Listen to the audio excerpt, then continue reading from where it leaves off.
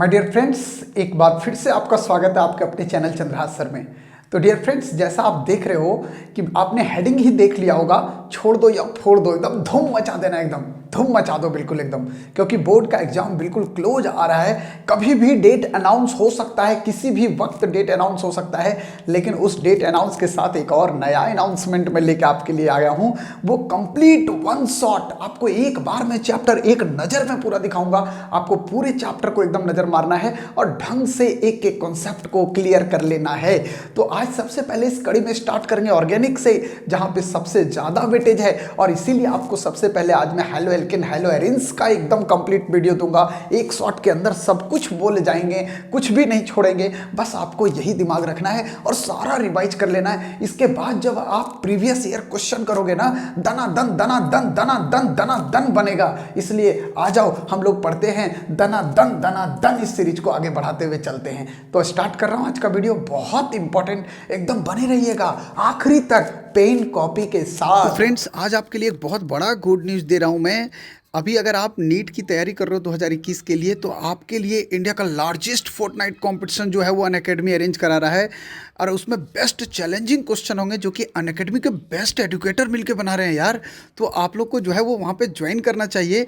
इसमें जो है वो आपको एक एक क्वेश्चन का कंप्लीट वीडियो सॉल्यूशन भी मिलेगा और आप अपना ऑल इंडिया रैंक भी प्रिडिक्ट कर पाओगे। ये 27 दिसंबर को है, वो भी टाइम 11 बजे दिया हुआ है, एकदम बढ़िया टाइम, बेस्ट टाइम है आपके लिए।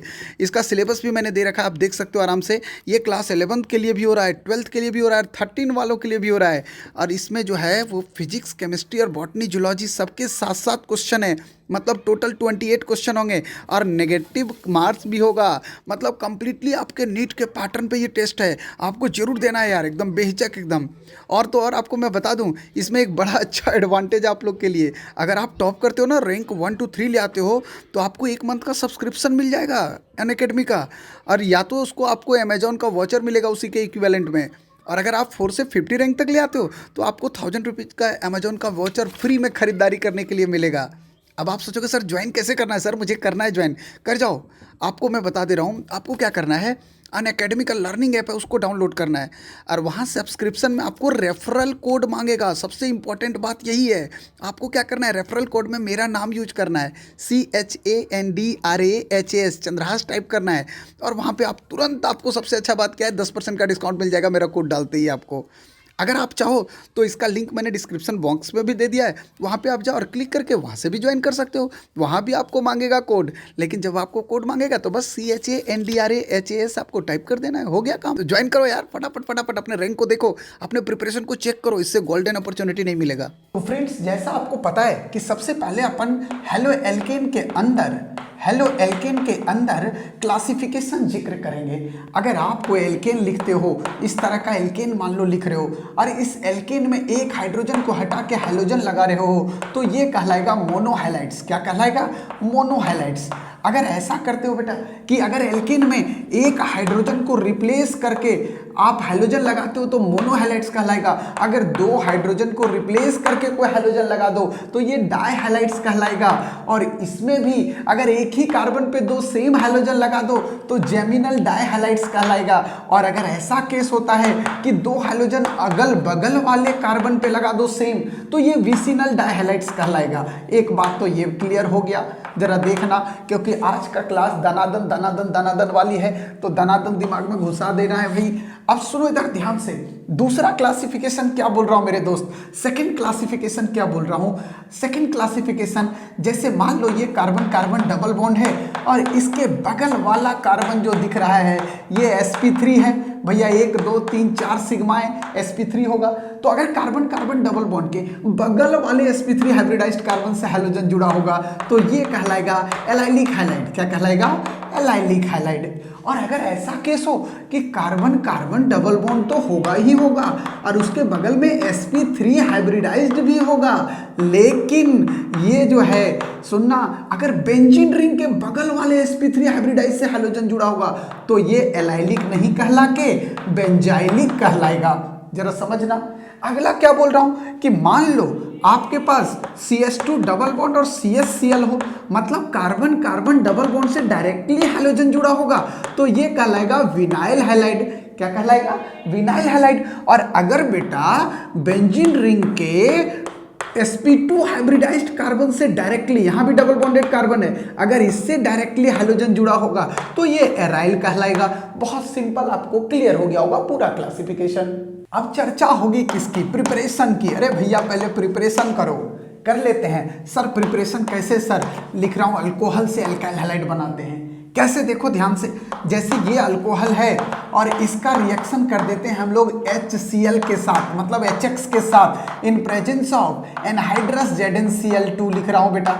अगर आप इसके प्रेजेंस में करोगे तो भैया हाइड्रोजन और क्लोरीन में क्लोरीन मोर इलेक्ट्रोनेगेटिव, ये नेगेटिव पॉजिटिव, कार्बन ऑक्सीजन में ऑक्सीजन मोर इलेक्ट्रोनेगेटिव, ये नेगेटिव पॉजिटिव, ये पॉजिटिव नेगेटिव के पास चला, ये नेगेटिव पॉजिटिव के पास चला, ये बना CH3CH2Cl बना, CH3CH2Cl बना और H2O निकल गया। देखो फटाफट रिवाइज कर लो भाई, बहुत सिंपल तरीका है। अब यहां से सुनो, एक बात समझना जरूरी है। जैसे मान लो एक क्वेश्चन आपके पास ऐसा लिखा हुआ है, ये CH2OH है और यहाँ पे OH है, इसका रिएक्शन HCl के साथ करेंगे in presence of anhydrous ZnCl2। Sir क्या बनेगा सर, अब फंस गया दाव कि सर H2O यहाँ से निकालूं सर या यहाँ से H और OH मिलकर H2O निकालूं।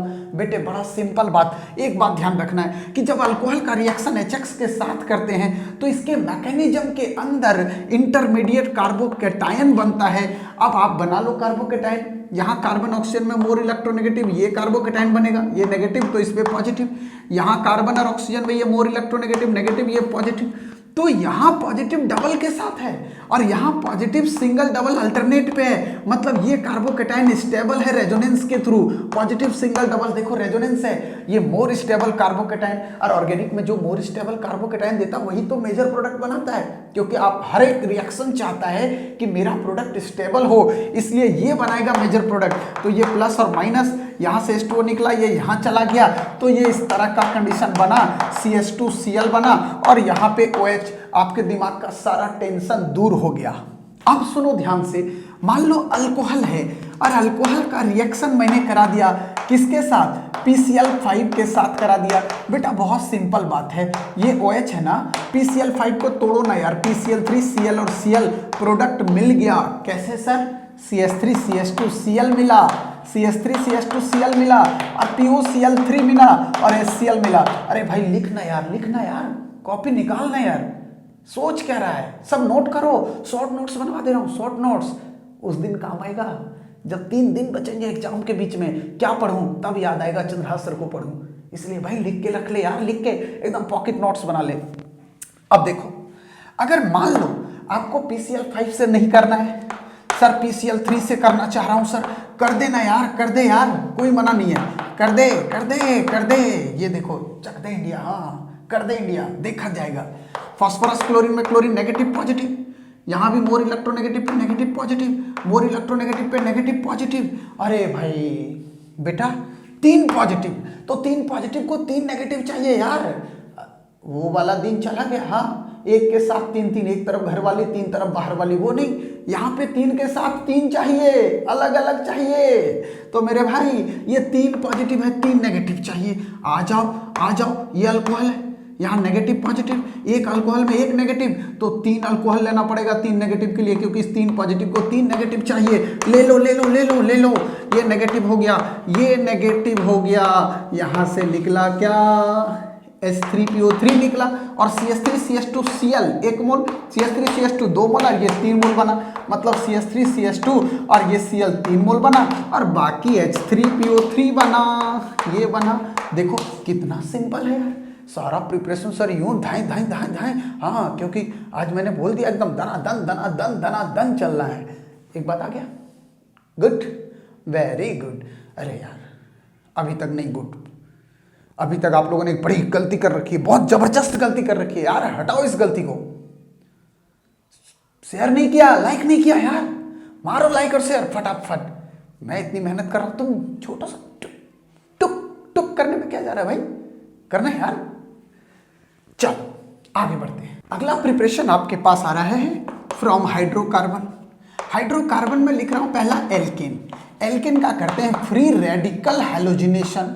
अरे भाई फ्री रेडिकल हैलोजिनेशन सबसे पहले एक बात दिमाग में घुसा ले यार, ये फ्री रेडिकल जो है ना HNO या यूवी के प्रेजेंस में या परऑक्साइड के प्रेजेंस में होता है फ्री रेडिकल वाला केस। जैसे मान लो आपको लिखता हूं ये एल्केन है बेटे, देखो ध्यान से देखो, यहाँ पे बोला क्लोरीनेशन कराना इन प्रेजेंस ऑफ HNO, तुरंत आपको समझ में आ गया कि सर यहाँ पे फ्री रेडिकल मैकेनिज्म चलेगा ना। मैं बोलूँगा कैसे भाई, तुम बोलोगे सर देखो ना देखो ना देखो ना, इनके प्रेजेंस में इनमें से कोई भी दिख जाए मतलब मैकेनिज्म तो फ्री रेडिकल होना है। सर आपने ये बात तो दिमाग में घुसा दिया। अब देखो भाई जरा सुन लो ध्यान से क्या बोल रहा हूँ। ये है क्लोरीन है, अब यहाँ क्लोरीन है, यहाँ पे अगर आप देखोगे इसको तोड़ दे और तोड़ दे, ये बनेगा क्लोरीन फ्री रेडिकल, यहाँ भी क्लोरीन फ्री रेडिकल। आप सुन 1 2 3 थोड़ा सा अंदर की बात, सेक्रेट बात बता रहा हूँ, सुनो। इधर से 1 नंबर कार्बन है और इधर से ये 1 नंबर कार्बन है। चाहे तू यहाँ पे फ्री रेडिकल बना ले, चाहे यहाँ, दोनों तो सेम ही है भाई, कहीं भी बना ले। देखो इधर से 1 इधर से 1, अब एक इधर से 2 ले लो या इधर से 2 ले लो, चाहे यहाँ पे बना दे चाहे यहाँ पे बना दे, सेम है। हे भाई इसका मतलब कितनी संभावना है फ्री रेडिकल बनने की? दो डिफरेंट। आप मत बोलना सर ये अरे आ गया ना एक बार तो दोबारा थोड़े आने का यार। तो टोटल डिफरेंट टाइप ऑफ संभावना 2 है। कैसे? देख मैं भी तुरंत बता देता हूँ। मान लो आपने यहाँ से फ्री रेडिकल कराया तो यहाँ पे फ्री रेडिकल बना, मतलब ये बना CH3 CH2 और CH2 फ्री रेडिकल बन गया। और अगर आपको लग रहा है सर यहाँ नहीं बीच वाला में, दूसरा संभावना में, तो दूसरे संभावना में आओगे तो यहाँ फ्री रेडिकल बनेगा, मतलब CH3 CH फ्री रेडिकल और ये बन गया। अब क्या करना है आपको? ये Cl फ्री रेडिकल जो H निकला और ये Cl निकल गया, अब एक Cl बचा हुआ है, ये Cl यहाँ अटैक करेगा, ये Cl अटैक करेगा तो ये बनेगा CH3 CH2 और CH2 और Cl बन गया। एक तो ये बना। एक और संभावना है क्या सर? क्या यहाँ पे Cl को अटैक करा दो भाई अब इस फ्री रेडिकल को इसके साथ, तो ये बनेगा CH3 CH3 और ये Cl बन गया। अब भाई सुन जा, यहाँ 1 नंबर पे क्लोरीन, यहाँ 2 नंबर कार्बन पे, same molecular formula but differ in their position known as position isomers. So ये दोनों आइसोमेरिक प्रोडक्ट बन रहे हैं। तो भाई जब आप प्रोपेन का हैलोजिनेशन कर रहे हो तो डिफरेंट मोनोक्लोरो प्रोडक्ट कितना बना? 2 बना, एक इधर बन रहा है एक इधर बन रहा है, दिख रहा है ना। अब आप डायरेक्ट आंसर पे आ जाना कि सर यहाँ एक टाइप का हाइड्रोजन हुआ सर और 2 टाइप का हाइड्रोजन यहाँ है, तीसरा मत कर देना क्योंकि आ चुका है। तो 2 डिफरेंट टाइप ऑफ हाइड्रोजन है सर, तो 2 different type of monochloro product बनेगा। खत्म, बात हो गया रिवाइज, ठीक है, डन। अब आ जाओ, अब ये तो किसका है? फ्रॉम एल्केन है सर। एल्कीन वाला भी थोड़ा लो ना सर, बिल्कुल लेंगे यार। एल्कीन है, मान लो ये एल्कीन है, ये एल्कीन है, ये एल्कीन है, ये एल्कीन है, हाँ ये एल्कीन है भाई। ये देखो ये एल्कीन है, इसका रिएक्शन मैंने बोला भाई HCl से करा। एक बात बताऊं, जब एल्कीन का रिएक्शन HCl से करोगे ना तो ये सिर्फ MR को फॉलो करेगा। MR मतलब क्या है भाई? मार्कोवनी-कॉप्स रूल को फॉलो करेगा। और मार्कोवनी-कॉप्स रूल क्या बोलता है? ये बोलता है भाई गरीब को गरीब बना दे और अमीर को अमीर बना दे, बस यही बात है। कैसे सर? देखो ये है पॉजिटिव पार्ट, ये नेगेटिव। मार्कोवनी-कॉप्स बोलता है कि रिएजेंट का जो नेगेटिव पार्ट है ना यार, इसको कार्बन डबल बॉन्ड के उस कार्बन पे ले जाओ जहां हाइड्रोजन कम है, नेगेटिव को कम वाले के पास, गरीब को गरीब बना डाल, और पॉजिटिव को ले जा बगल वाले जहां हाइड्रोजन ज्यादा है। तो मैंने क्या बोला मार्कोवनी-कॉप्स का स्टेटमेंट कि रिएजेंट का negative part carbon double bond के उस कार्बन पे जाएगा जहां हाइड्रोजन कम होगा और पॉजिटिव जहां ज्यादा हो गया। मतलब ये बन गया CH3 और इधर आ जा, यहाँ पे क्या बना? Cl और ये H इधर चल गया तो CH2 ये बन गया। लेकिन अगर आपके पास ये आ गया, CH2 आ गया और HBr आ गया और साथ परऑक्साइड, तो इस कंडीशन में ये ए मार्कोवनी-कॉप्स है, मतलब एंटी मार्कोवनी-कॉप्स रूल को फॉलो करेगा। एंटी नहीं भाई, एंटी है, एंटी। हाँ, मार्कोवनी के उल्टा चलेगा। वैसे भी सब कुछ उल्टा ही चल रहा है यार। हम सोचते हैं कोरोना ना हो, कोरोना हो रहा है। अब एक नया वायरस पैदा हो गया यार, समझ ले ध्यान से, ऐसा केमिकल छिड़क देंगे भाग जाएगा। हाँ सुन ले इधर क्या बोल रहा हूँ, ये प्लस ये माइनस है मेरे भाई, ये प्लस ये माइनस।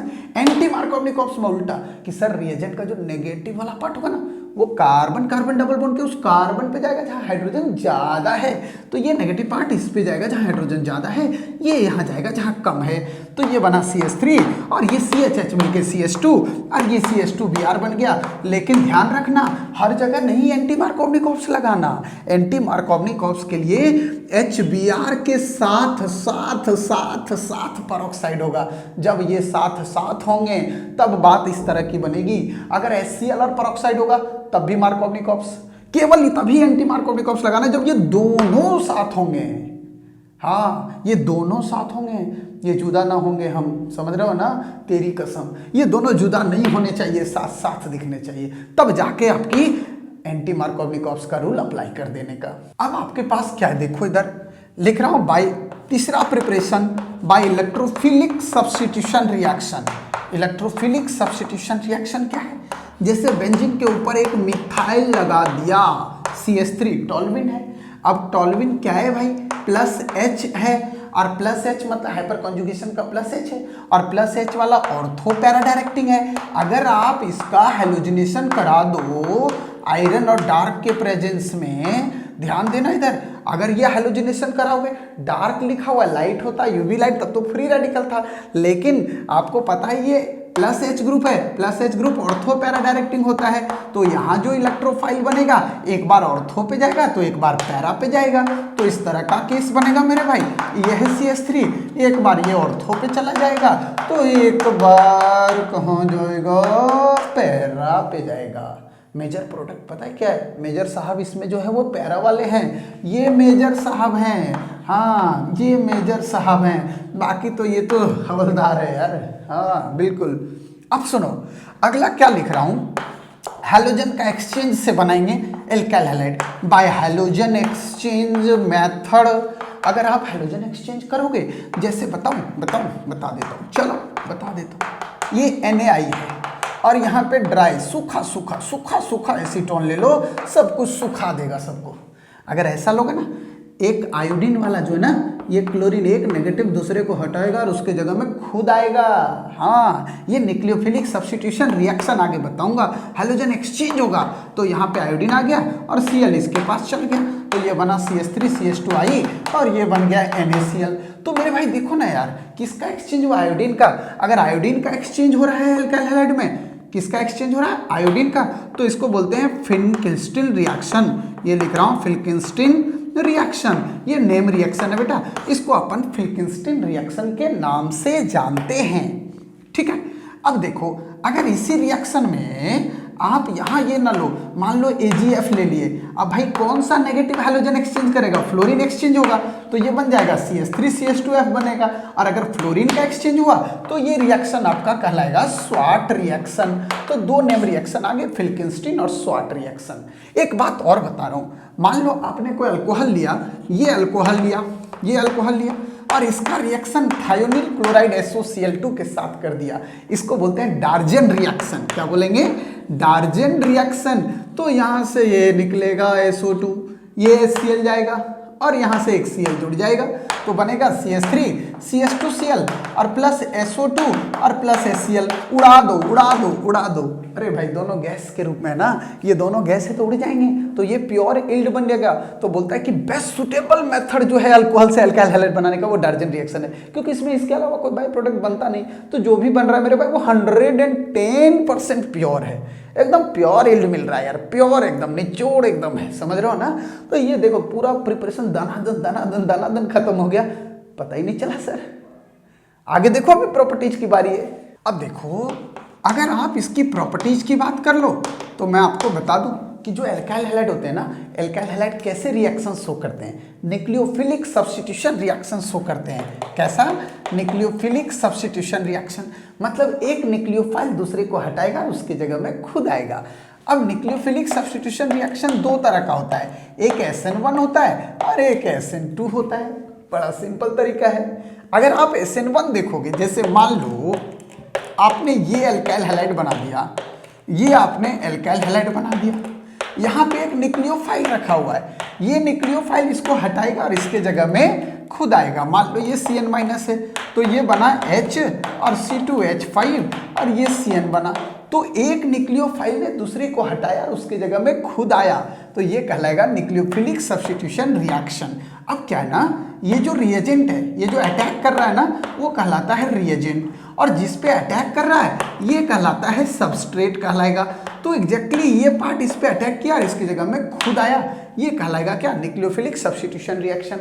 अब SN1 जो है ना, ये 2 स्टेप में होता है, ऐसा नहीं होता कि डायरेक्टली ये अटैक कर गया, ये डायरेक्टली अटैक नहीं करता, 2 स्टेप में रिएक्शन होता है। कैसे 2 स्टेप में होगा, पहले क्या होता है, ये Cl- निकलेगा, और Cl- अगर निकल गया तो यहाँ पे चार्ज प्लस बच जाएगा, यहाँ Cl- निकला तो ये प्लस, और कार्बन पे प्लस कार्बोकेटाइन कहलाएगा।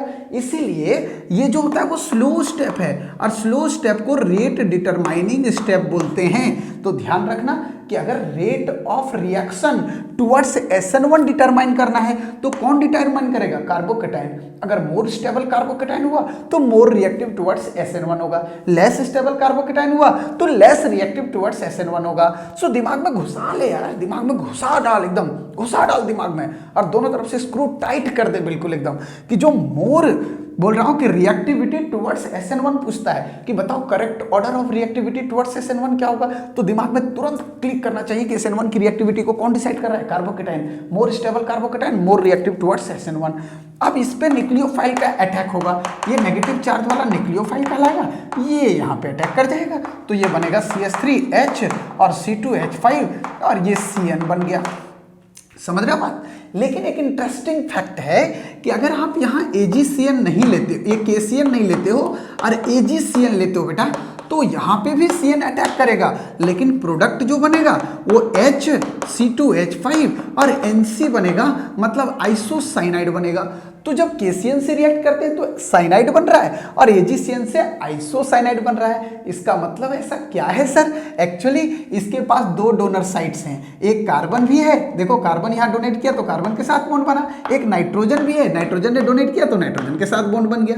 तो भैया इसके पास 2 डोनर साइट हैं, लेकिन एक टाइम में एक ही डोनेट कर रहा है, यहाँ कार्बन कर रहा है तो यहाँ नाइट्रोजन कर रहा है। अगर एक टाइम में एक ही करेगा तो ये कहलाएगा एम्बीडेंटेट लिगेंड, मतलब ambidentate nucleophile. Nucleophile having 2 donor site but at a time only 1 atom act as a donor atom, तो ये कहलाएगा एम्बीडेंटेट। अब समझो, अब सुनो इधर, ऐसा क्यों हुआ, क्योंकि ये आयनिक कंपाउंड है जबकि ये कोवेलेंट कंपाउंड है। कोवेलेंट में तो ये टूटेगा नहीं, केवल nitrogen can donate their electron pair to the carbon atom, केवल नाइट्रोजन डोनेट करेगा इसको, तो इसलिए ये जो है वो आइसोसाइनाइड बनाएगा और ये साइनाइड। तो मिला जुला के 2 बातें आ गई, एक एम्बीडेंटेट और दूसरा रेट ऑफ रिएक्शन SN1 की तरफ कौन डिसाइड करेगा, कार्बोकेटाइन की stability, more stable carbocation more reactive towards SN1, बस इतना ही ध्यान रखना। अगर SN2 की बात करोगे, किसकी बात, SN2 की बात अगर आप करोगे, मान लो यहाँ पे लिख दिया Cl, यहाँ पे H है, इधर H है, ये है H। यहाँ पे अगर आप देखोगे, मान लो आपको न्यूक्लियोफाइल का अटैक कराना है, तो यहाँ पे एक ही स्टेप में हो जाता है भाई, एक ही स्टेप में क्या होगा, कार्बन क्लोरीन में क्लोरीन मोर इलेक्ट्रोनेगेटिव है, ये इसको अपने तरफ खींचेगा, धीरे धीरे इस पे पार्शियल नेगेटिव और ये पॉजिटिव। भाई जैसे जैसे ये बीच वाले पे पॉजिटिव आता गया, ये नेगेटिव का जीव जो है, जीव में पानी भी आता गया, ये मन ललचा रहा है, पॉजिटिव मिले मैं नेगेटिव हूँ, खींच लूंगा उसको।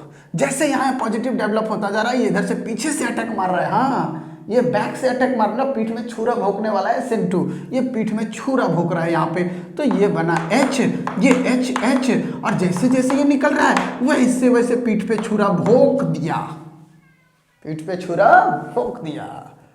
अब क्या होगा भाई, जैसे इधर ये निकला, ये पीछे से पूरा पेट में गया, मतलब ये यहाँ पे जो बन रहा है ना, ये वाला slow step, rate determining step. आप सोचोगे इसको क्या बोलूं, कार्बोकेटाइन, नहीं, कार्बोकेटाइन कहाँ है यार, कहाँ 1 2 3 4 5 वैलेंसी है, 4 से ज्यादा वैलेंसी अगर हो जाए कार्बन की तो भैया ये कुछ तो गड़बड़ हो गया, अनस्टेबल हो गया यार, स्टेबल रहा नहीं।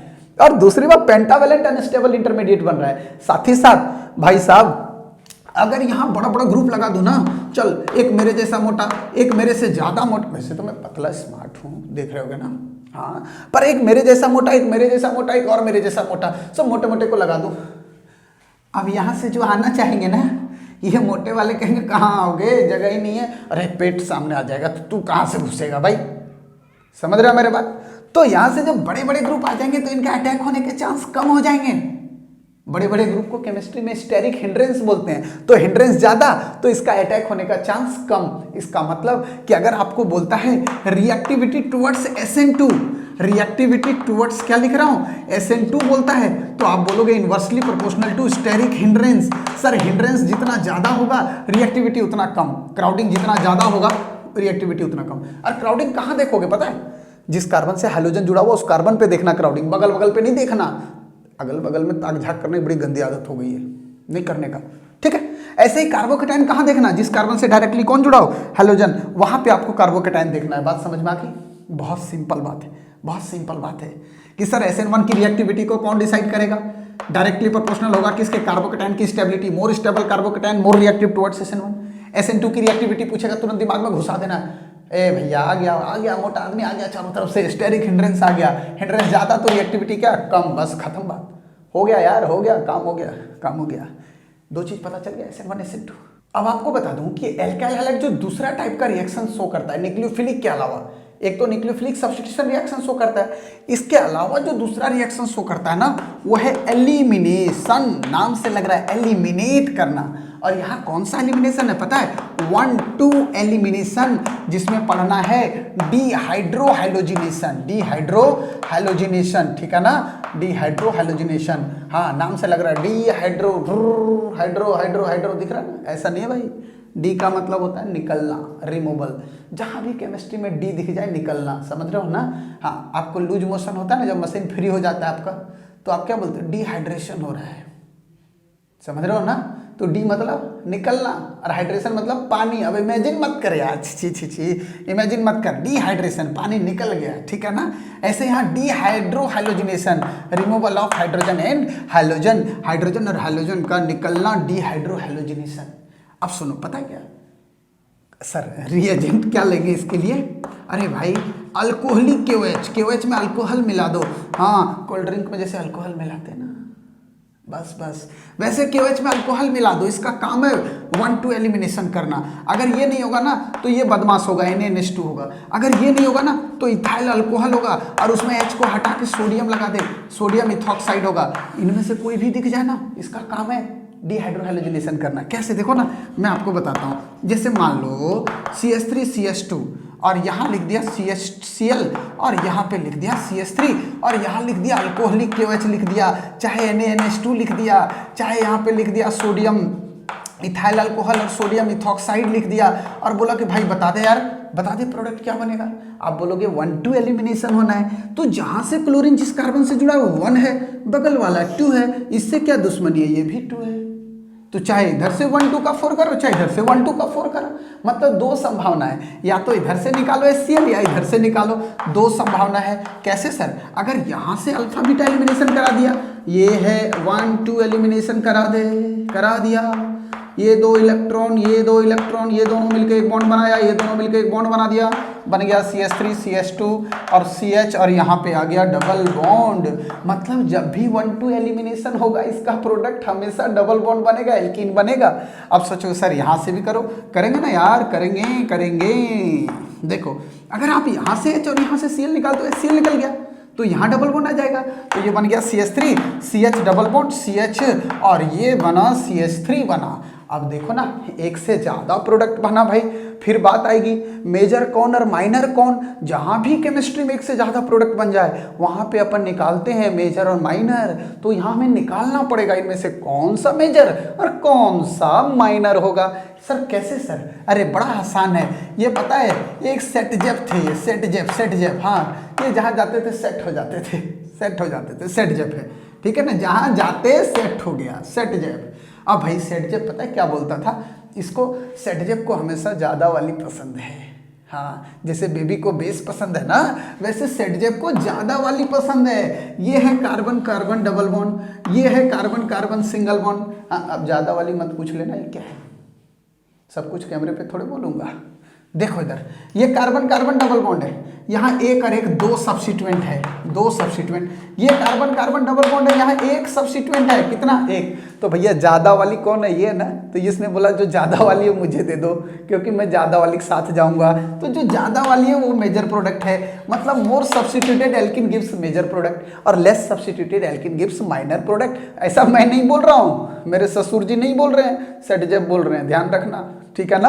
हाँ, तो ये एलिमिनेशन रिएक्शन है, बहुत सिंपल तरीके से आपको समझ में आ गया। अब नेक्स्ट पार्ट आता है, नेक्स्ट रिएक्शन विद मेटल।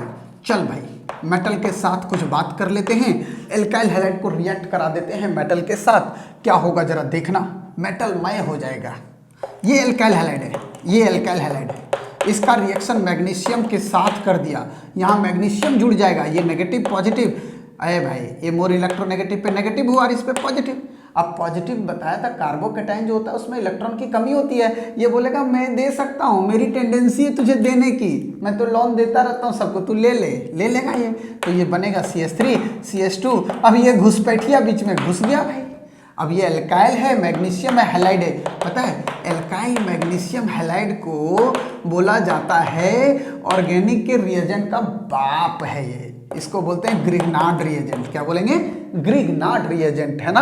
हाँ, गिरा हुआ नहीं, गिरा हुआ नाथ रिएजेंट नहीं है, ग्रिग्नार्ड रिएजेंट है।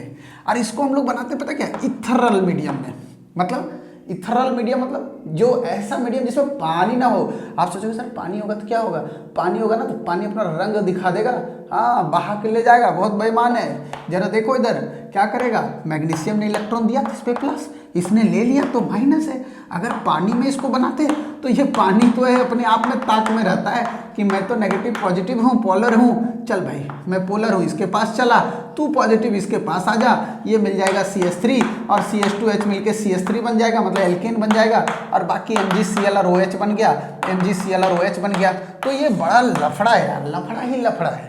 क्या लफड़ा है कि सर ग्रिग्नार्ड रिएजेंट को इसका मतलब हम लोग बिना पानी वाला मीडियम में बनाएंगे ना। हाँ, केमिस्ट्री में उसको बिना पानी वाला नहीं, एनहाइड्रस। तो पूछता है why Grignard reagent should be prepared under anhydrous condition. बोलेंगे भाई इसीलिए प्रिपेयर करेंगे क्योंकि अगर ग्रिग्नार्ड को हमने हाइड्रस में किया तो ये फर्दर रिएक्ट करके एल्केन बना देगा, बट हमें तो एल्केन चाहिए नहीं, हमें तो ग्रिग्नार्ड चाहिए, इसलिए हम इसको पानी से दूर रखेंगे। हट जा, हाँ जैसे पानी आएगा ग्रिग्नार्ड को कहेंगे हट जा, तू हट जा, उसके सामने नहीं जाना, उसके साथ नहीं जाना, तेरी बॉन्डिंग नहीं बनेगी, तुझे खत्म कर देगा, खत्म, बस दिमाग में बैठा लो। अब देख दूसरा मेटल लेके चलते हैं, मान लो एल्काइल हैलाइड है, ये एल्काइल हैलाइड है, इसका रिएक्शन सोडियम के साथ कर दो इन इथरल मीडियम, ठीक है ना, बड़ा फेमस रिएक्शन है, ये कहलाता है उड्ज रिएक्शन। क्या कहलाएगा, उड्ज रिएक्शन। अब पता क्या उड्ज रिएक्शन की एक खासियत है, ये जैसे लिख दिया ना methyl chloride react with sodium, what happens, जैसे देखे ना कि सोडियम के साथ एल्काइल हैलाइड रिएक्शन, तो दिमाग में क्लिक करना चाहिए, उड़ जा रहा है, उड़ जा रहा है, आया कहीं से देखने लग जाना, उड़ तो नहीं आ रहा है। और ऊर्ज के आने की सूचना ही मिलते ही दोनों को 2-2 मोल ले लो, दोनों को 2-2 मोल, ये लिख दिया 2 मोल, ये 2 मोल, और इसका भी अब 2 मोल ले ले, ClCH3, कुछ नहीं करना, यहाँ से 2 मोल NaCl निकल गया तो ये बचा CH3 और CH3, बस ये ऊर्ज रिएक्शन है। ऊर्ज रिएक्शन में कार्बन चेन जस्ट डबल हो जाता है, तो अगर आपको कार्बन चेन डबल कर रहा होगा कन्वर्जन में तो कहीं ना कहीं हेल्प करेगा। मान लो लिख दिया मिथाइल क्लोराइड से बना दो इथेन, तो मिथाइल में 1 कार्बन था, इसे 2, इथाइल क्लोराइड से ब्यूटेन बनाओ तो इथाइल में 2 से 4, जैसे देख रहे हो कार्बन चेन डबल, दिमाग में क्लिक किया, अच्छा जी ऊर्ज है। अब देखो पता है क्या, यहाँ दोनों मोल सेम लिए थे तो ऊर्ज रिएक्शन, कभी कभी एक एल्काइल मोल ले लेते, देखो देखो देखो, एक एल्काइल हैलाइड लिया और सोडियम अभी भी 2 है, और दूसरा एल्काइल की जगह में मैंने एराइल हैलाइड लगा दिया, ये लगा दिया, यहाँ से भी NaCl निकलेगा तो ये बनेगा क्या CH3 और ये रिंग बन जाएगा इस तरह से। लेकिन अब ये ऊर्ज रिएक्शन नहीं कहलाएगा, ऊर्ज रिएक्शन में दोनों मोल एल्काइल का होना चाहिए, अगर एक एल्काइल और एक एराइल होगा तो ऊर्ज के साथ दूसरा को फिट हो गया ना, इसलिए इसका नाम ऊर्ज फिटिंग हो गया भाई, ऊर्ज फिटिंग रिएक्शन, समझ रहे हो। अब अगर इसको भी हटा के तीसरा फिट कर दो, अब देखो इधर तीसरा फिट कर दिया, ये Cl है और ये Na है और यहाँ पे ये कंडीशन तो था ही था। अब देखो बेटा हमने क्या किया, यहाँ से फिर से NaCl निकालो तो ये 2 मोल बन जाएगा बेटा, 2 मोल मतलब बाइफिनाइल बन गया। अब ये फिट हो गया सब, देखो ऊर्ज वाले सारे पार्ट हट गए, अगर ये सब हट गए बेटा तो अब ये फिट हो गया तो फिटिंग रिएक्शन है। मतलब ऊर्ज रिएक्शन में दोनों मोल एल्काइल हैलाइड का, ऊर्ज फिटिंग में एक एल्काइल एक एराइल का, और फिटिंग में दोनों के दोनों एराइल हैलाइड होंगे। बस खत्म बात हो गई यार, बड़ा सिंपल तरीका है। हाँ, ये तो हो गया इसका पार्ट। अब देखो, अब अपन थोड़ा सा हेलो एरिन्स का देखते हैं। हेलो एरिन्स किसको बोलते हैं? एरोमेटिक रिंग के ऊपर हेलोजन लगा दो, ये हो गया हेलो एरिन्स हो गया। भाई बहुत सिंपल है यार। हेलो एरिन्स अगर आप देखोगे तो ये लॉन पेयर कंटेनिंग ग्रुप है, और लॉन पेयर कंटेनिंग ग्रुप है तो प्लस एम ग्रुप है, और प्लस एम ग्रुप को मैंने ऑर्थो पैरा डायरेक्टिंग बता रखा है। तो भाई जब भी इसका रिएक्शन कराओगे ना तो एक प्रोडक्ट ऑर्थो पे बनेगा तो एक पैरा पे बनेगा। अब उससे पहले सर इसको पहले प्रिपेयर तो कर लेते हैं ना यार, कोई दिक्कत नहीं है। ये देखो आप, ये है आपके पास क्या है? बेंजीन है, और यहाँ पे लगा दिया NH2, इसको बेंजीन के ऊपर NH2 को एनिलीन बोलते हैं। यहाँ पे ले लो NaNO2 और HCl। इसका काम क्या है भाई? इसका काम है इस NH2 ग्रुप को N2 प्लस और Cl माइनस में कन्वर्ट करना, जिसको अपन बोलते हैं बेंजीन डाइजोनियम सॉल्ट। अब इसका रिएक्शन कर दो CuCl2 के साथ। CuCl2 करोगे तो ये नेगेटिव पार्ट जो है वो इस डाइजोनियम ग्रुप को हटाएगा और इसके जगह में खुद आएगा, बन गया ये। देखना ध्यान से। अब इसका केमिकल रिएक्शन देखो, ये तो प्रिपरेशन हुआ, इसको बोलते हैं, हाँ ये जाके रेत में मर गया, बालू में जाके मर गया, कहा सैंड मेयर, ठीक है, सैंड मेयर, सैंड में जाके मरा, सैंड मेयर रिएक्शन। समझ गए ध्यान से? अब देखो भाई, देखो इधर ध्यान दो, समझना मेरी बात को आराम से, बहुत चीज़ें सीखने को मिलेंगी। सर इसका रिएक्शन, बेटा एक बात बताऊं, बेंजीन हो और बेंजीन के जितने डेरिवेटिव्स हो, चाहे हेलोएरिन्स हो, चाहे फिनॉल हो, चाहे आप आगे जाके पढ़ोगे एनिलीन वगैरह, बेंजीन और बेंजीन के डेरिवेटिव्स का मेन रिएक्शन जो है वो है इलेक्ट्रोफिलिक सब्स्टिट्यूशन रिएक्शन। ये ध्यान रख लो, मतलब इलेक्ट्रोफाइल जाके सब्स्टिट्यूट करेगा। इलेक्ट्रोफाइल किसको बोलते हैं? पॉजिटिव को बोलते हैं। तो पॉजिटिव कहाँ जाके अटैक करेगा? जहाँ नेगेटिव मिलेगा। अब रुको आप, lone pair single double resonance है, तो लॉन पेयर किधर चलता है? डबल बॉन्ड की तरफ। एक जिधर जाएगा नेक्स्ट भी उधर, तो एक नेगेटिव यहाँ आया, नेक्स्ट भी उधर एक नेगेटिव यहाँ आया, नेक्स्ट भी उधर एक नेगेटिव आया। अब आप देखो ना यार, नेगेटिव कहाँ क्रिएट हो रहा है? ऑर्थो और पैरा पे। इसलिए इलेक्ट्रोफाइल का जो अटैक होगा एक बार ऑर्थो पे तो एक बार पैरा पे, इसीलिए इसको ऑर्थो पैरा डायरेक्टिंग ग्रुप बोले। तो डायरेक्ट ध्यान रखते हो कि लॉन पेयर कंटेनिंग ग्रुप है, प्लस एम ग्रुप है, ऑर्थो पैरा। क्यों? समझ में आ गया? मतलब अगर आप इसका मान लो बोलते हो कि सर इसका नाइट्रेशन कराना है, कंसंट्रेटेड HNO3 और H2SO4 के प्रेजेंस में, तो नाइट्रेशन में इलेक्ट्रोफाइल क्या बनता है? NO2 प्लस बनता है। तो मेरे भाई ये NO2 प्लस एक बार ऑर्थो पे जाएगा तो एक बार पैरा पे जाएगा, मतलब इस तरह का प्रोडक्ट बनेगा। एक बार NO2 ऑर्थो पे जाएगा तो एक बार NO2 आपका जो है वो कहाँ पे जाएगा? पैरा पे जाएगा। बहुत सिंपल तरीका है। आप बोलोगे कि सर इसका सल्फोनेशन करा दो। अरे भाई कंसंट्रेटेड H2SO4 लिया जाता है सल्फोनेशन में, और सल्फोनेशन में इलेक्ट्रोफाइल बनता है HSO3 प्लस। तो आपको पता है लॉन पेयर कंटेनिंग ग्रुप है, लॉन पेयर कंटेनिंग ग्रुप होने की वजह से नेगेटिव चार्ज कहाँ पे आ रहा है? कहाँ पे? रेजोनेंस होने की वजह से नेगेटिव चार्ज ऑर्थो और पैरा पे, इसलिए इसका अटैक एक बार ऑर्थो पे होगा तो एक बार पैरा पे होगा। मैंने आपको बताया था मेजर साहब पैरा हैं, समझ रहे हो ना? ये Cl है, एक बार ऑर्थो पे भेज दो और एक बार भेज दो कहाँ पे? एक बार कहाँ पे? पैरा पे भेज दो। अब जरा सुनो बेटा, आ जाओ इधर। अगर आप बोलते हो सर नहीं ये भी मज़ा नहीं आया सर, तो फ्रीडल क्राफ्ट रिएक्शन कराऊंगा सर। ए भाई फ्रीडल क्राफ्ट में दो पार्ट होगा यार, एक तो फ्रीडल क्राफ्ट एल्काइलेशन होता है in presence of anhydrous AlCl3, और एक होता है acylation in presence of anhydrous AlCl3। हाँ हाँ हाँ हाँ हाँ हाँ हाँ, यहाँ पे इलेक्ट्रोफाइल CH3 प्लस होता है। तो फिर से वही case, lawn pair containing group है, प्लस एम ऑर्थो पैरा, तो एक बार CH3 ऑर्थो पे जाएगा, एक बार ऑर्थो पे जाएगा, तो एक बार कहाँ पे जाएगा बेटा? एक बार आपका पैरा पे जाएगा। बड़ा सिंपल है यार, बड़ा सिंपल है। देखना इधर ध्यान से, अगर आप इधर एसाइलेशन कराते हो तो ये नेगेटिव पॉजिटिव है बेटा, ये इलेक्ट्रोफाइल बना। फिर से देखो lone pair containing group plus M group, तो एक बार ये ऑर्थो पे जाएगा तो एक बार पैरा पे जाएगा, मतलब इस तरह का केस आपके पास बनेगा। एक बार जो है वो COCH3 ऑर्थो पे चला गया और एक बार COCH3 कहाँ चल जाएगा? एक बार जो है वो COCH3 पैरा पे चल जाएगा। तो मेजर साहब तो ये है पैरा वाले, बाकी तो माइनर है। तो बेटा मैं उम्मीद कर रहा हूँ कि आपके साथ पूरा का पूरा चैप्टर मैंने यूं ब्रेन में समेट दिया। अगर आपके पास बोले कोई कि भाई हेलो एल्किन हेलो एरिन्स का शॉर्ट किट है क्या, आप बोलोगे चंद्रहास सर मेरे जेब में पड़े हुए हैं। है ना। मतलब मैंने आपके कॉन्सेप्ट को पूरा का पूरा फोल्ड कर दिया और फोल्ड करके आपके जेब में डाल दिया। अब आप खुश हो गए। अगर आप चाह रहे हो कि भाई आगे भी ऐसे ही वीडियो कंप्लीट चैप्टर का सर 2 समराइज करके, तो भाई आपको कुछ काम तो करना पड़ेगा। बड़ा बड़ा कमेंट एक मारो भाई मेरे से खुश हो तो, और दूसरा लाइक करो भाई, सब्सक्राइब करके चैनल के बगल वाले जो बेल आइकन है उसको एकदम दबा दो और बोलो कि अब सर जो भी वीडियो डालोगे उसका नोटिफिकेशन सबसे पहले मैं देखूंगा और मैं ही सबसे पहले आपका वीडियो लाइक और कमेंट करूंगा। मैं देखना चाहता हूं कोई कौन कौन है वो, क्योंकि मैं दोबारा इस बार फिर से संडे को आ रहा हूं लाइव आपके समाधान को लेकर, आपकी समस्या के समाधान को सुनने के लिए। क्या आपको प्रॉब्लम चल रही है, क्यों नहीं तैयारी कर पा रहे हो बोर्ड का? आप लोगों ने बोला था सर ऑर्गेनिक दिक्कत कर रहा है, लो भैया मैं दे रहा हूं शॉर्टकट सीरीज आपको ताकि एकदम सिंक्रोनाइज कर दूं। और जो छुट्टियों के बाद, विंटर वैकेशन के बाद जो आपका प्री बोर्ड होगा उसमें तहलका मचा दो, धमाल धमाल धमाल मचा डालो। तो मेरे दोस्त मेरे साथ यूं ही बने रहो। बहुत प्यार करते हो आप लोग मुझसे, मुझे भी पता है, मैं भी आपसे बहुत प्यार करता हूँ। हाँ, आप चाहे मुझे आई लव यू बोलो, चाहे मैं ही बोल देता हूँ आई लव यू टू। आप लोग मेरे साथ यूं ही प्यार करते रहो और ऐसे ही चलते रहो। Love you so much.